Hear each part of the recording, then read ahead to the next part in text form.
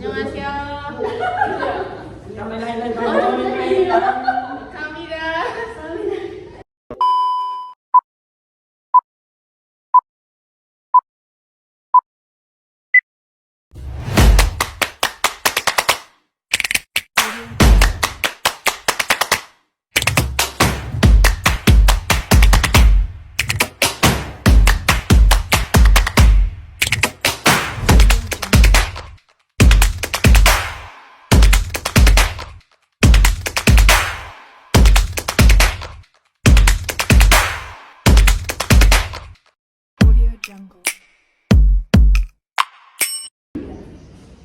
Assalamualaikum warahmatullahi wabarakatuh.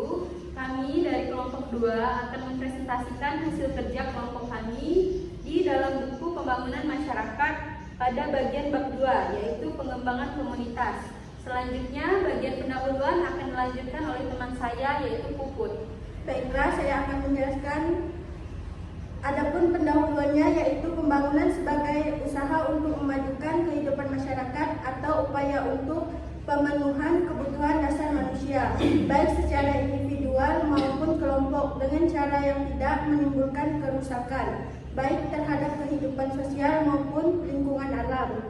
Awalnya istilah pembangunan dipakai dalam arti pertumbuhan ekonomi. Masyarakat dinilai berhasil melaksanakan pembangunan bila pertumbuhan ekonomi masyarakat tersebut cukup tinggi.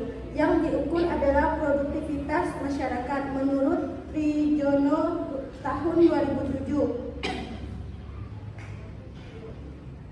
Pembangunan masyarakat adalah kegiatan pengembangan masyarakat yang dilakukan secara sistematis, terencana, dan diarahkan untuk memperbesar akses masyarakat guna mencapai kondisi sosial, ekonomi, dan kualitas hidup yang lebih baik apabila dibandingkan dengan kegiatan pembangunan sebelumnya.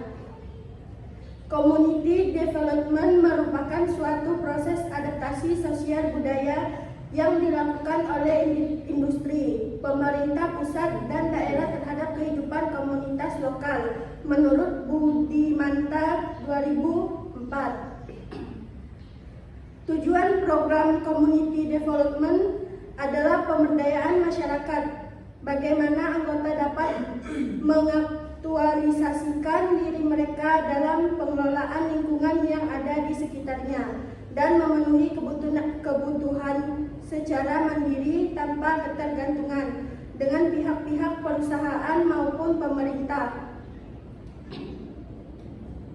Konsep pengembangan masyarakat mengandung makna adanya keterkaitan yang tidak hanya secara ekologis dan ekonomis, tetapi juga secara sosiologis, terutama pada tingkat pengambilan keputusan. Upaya pengembangan masyarakat akan menciptakan beragam keterkaitan di tingkat kelompok, komunitas, dan lokalitas menurut Tony tahun 2006. Adapun rumusan masalah berdasarkan latar belakang pendahuluan yang telah dijelaskan, maka dapat diambil rumusan masalahnya adalah: yang pertama, apa pengertian dari community development? Yang kedua, bagaimana cara terwujudnya community development? Yang ketiga, apa saja konsep dari community development?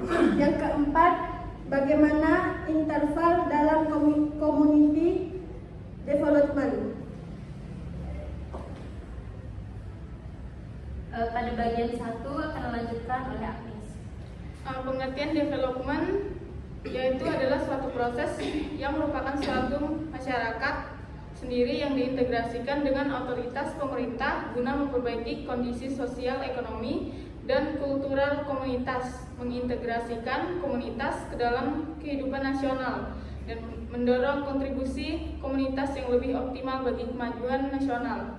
Menurut para ahli, yaitu Christensen dan Robinson 1989, community development yaitu proses di mana masyarakat yang tinggal pada lokasi tertentu mengembangkan prakarsa untuk melaksanakan suatu tindakan sosial dengan atau tanpa intervensi untuk mengubah situasi ekonomi sosial, kultural, dan atau lingkungan mereka.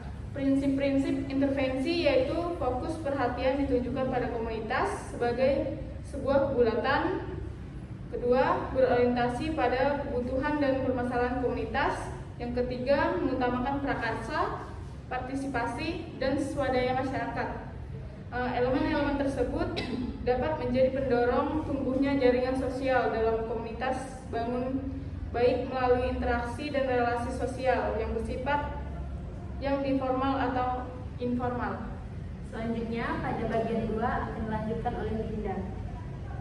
Kedua, terwujudnya community development dapat dilihat dari dalam kedudukannya sebagai suatu disiplin atau mata kajian ilmu pengetahuan, dan dapat pula dilihat dalam kedudukannya sebagai sebuah strategi dalam pelaksanaan pembangunan masyarakat.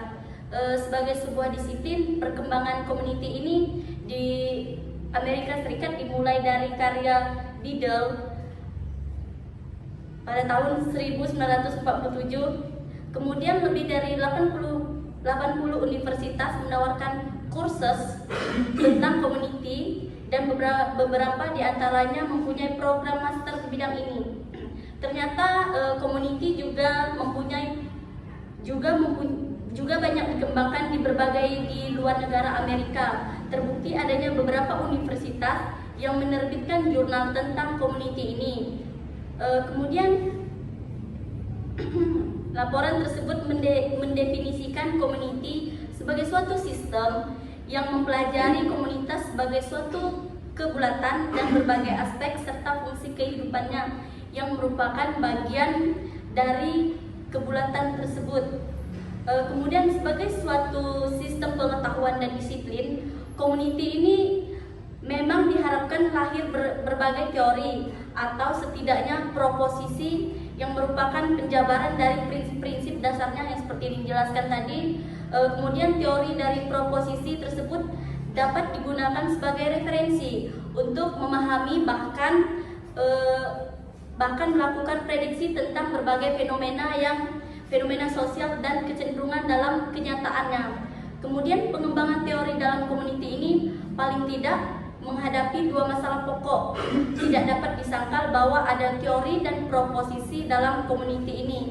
Seringkali harus diturunkan atau merupakan derivasi dari teori yang lebih bersifat makro.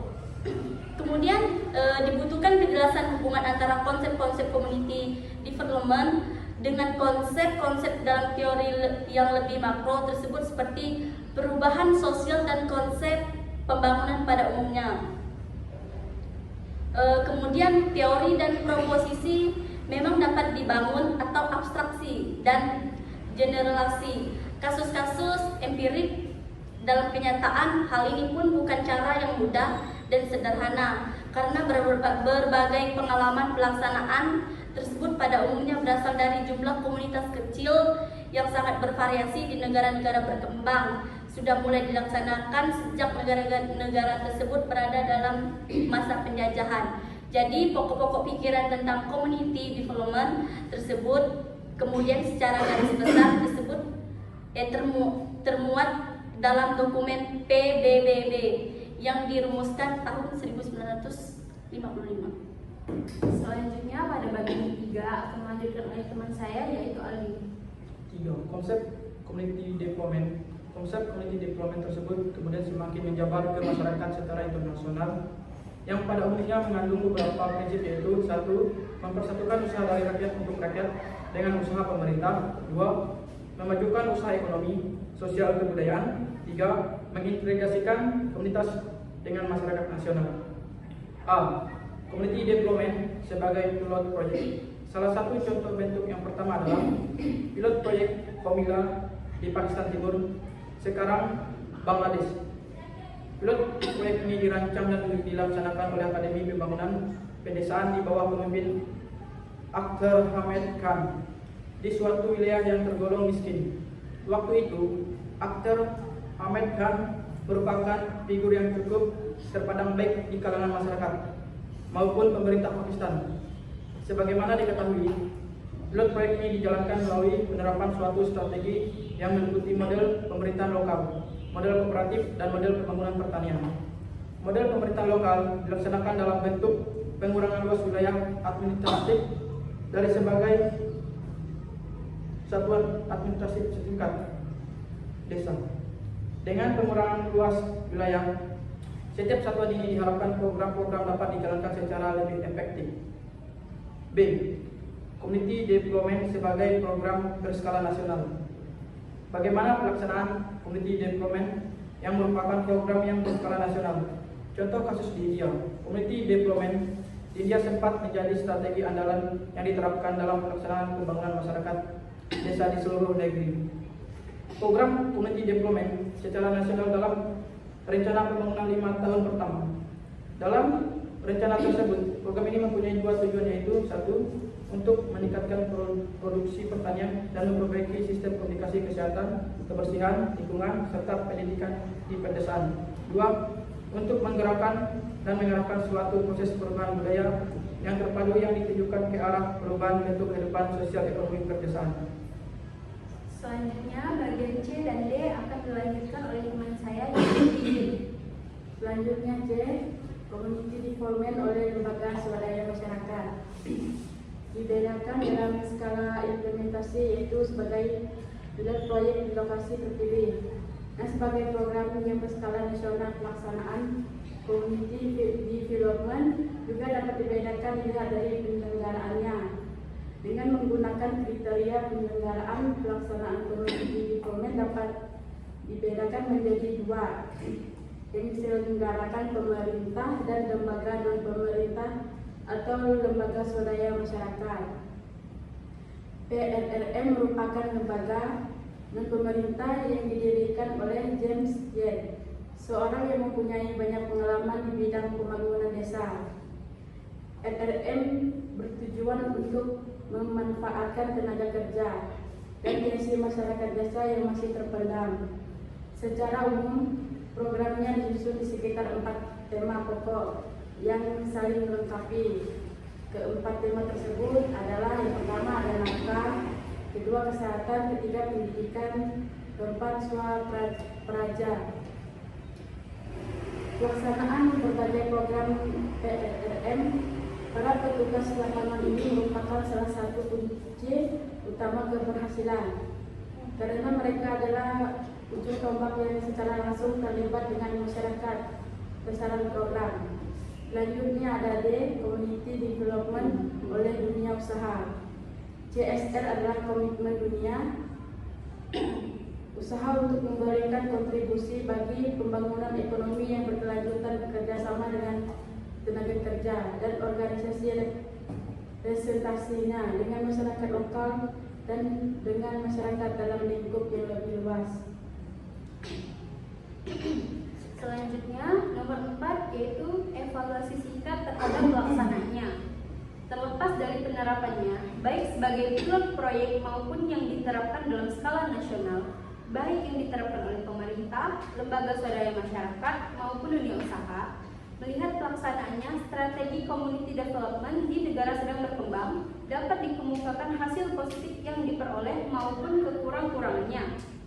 Hasil positif yang dirasakan adalah bahwa program ini telah dapat membangkitkan semangat dan gairah pembangunan di kalangan masyarakat, khususnya masyarakat desa.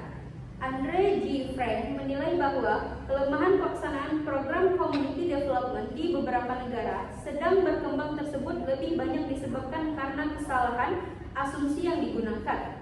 Asumsi yang salah tersebut adalah: 1. Anggapan bahwa komunitas yang berskala kecil adalah satuan yang mempunyai potensi untuk berkembang secara mandiri. 2. Komunitas baik di pedesaan maupun di perkotaan belum terintegrasi ke dalam masyarakat nasional dan ekonomi nasional. 3. Bahwa ada suatu kepentingan yang seragam dalam suatu komunitas tertentu. 5. Beberapa tema dalam community development. Ada sejumlah tema yang kemudian dikenal, namun secara garis besar dapat dibedakan menjadi 3, yaitu 1. Self-help, 2. Technical assistance, dan 3. Konflik, yang dijelaskan sebagai berikut.